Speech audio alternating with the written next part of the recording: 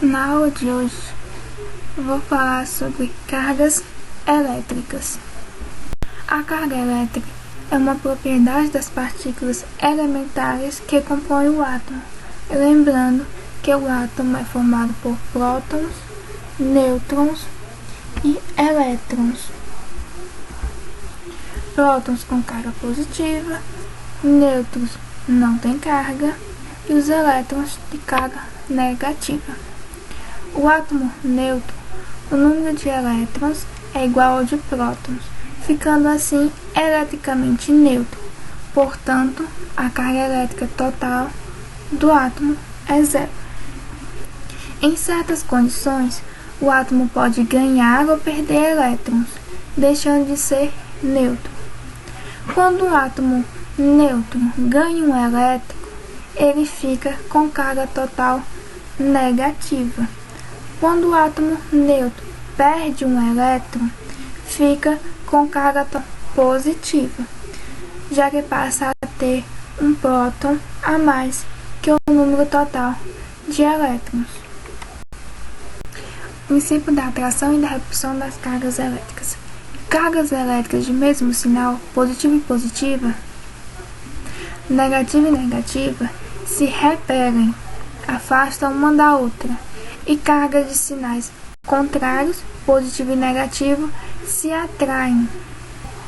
Para que um corpo inicialmente neutro fique eletricamente carregado, ele precisa passar por um processo de eletrização, que pode ocorrer de três maneiras: eletrização por atrito, eletrização por contato e eletrização por indução. Os elétrons mais exteriores da eletrosfera são mais facilmente retirados de sua órbita. Quando esfregamos dois corpos, alguns desses elétrons migram de um corpo para o outro. São por atrito, quando dois corpos nêutrons e feitos de diferentes materiais são atritados entre si. Um deles ganha elétrons, adquire carga negativa, e o outro perde elétrons, adquire carga positiva. Nesse tipo de eletrização, os dois corpos ficam com carga de módulo igual, mas de sinais opostos, como vemos aqui na imagem.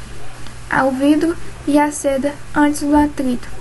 Os dois estão neutros, possuem tanto carga positiva como negativa, mesma quantidade, e depois do atrito, o vidro perdeu elétrons e ficou carregado positivamente. E a seda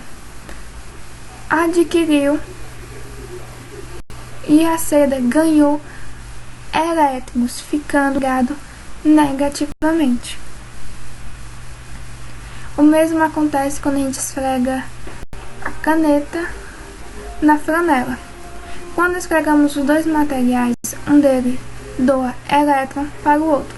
Dessa forma, o que ganhou elétrons assume negativa, como é o exemplo da caneta do pente, e o outro que perdeu os elétrons assume carga positiva, como o cabelo e a flanela.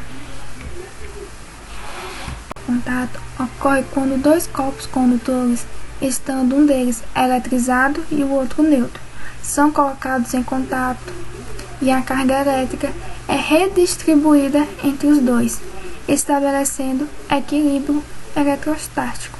Ao fim desse processo, os dois corpos ficam com a mesma carga. Como tem no exemplo aqui, um objeto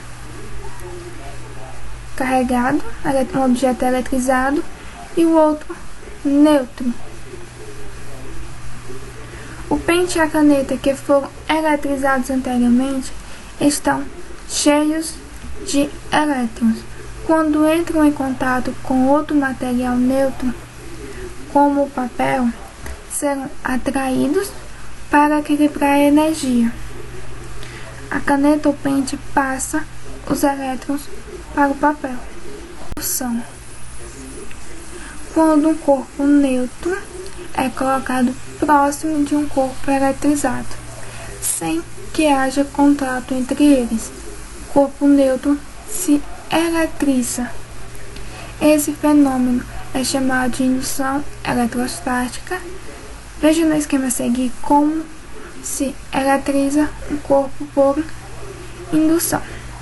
No primeiro, inicialmente se aproxima um corpo eletrizado de um corpo neutro, fazendo com que neste haja separação de carga.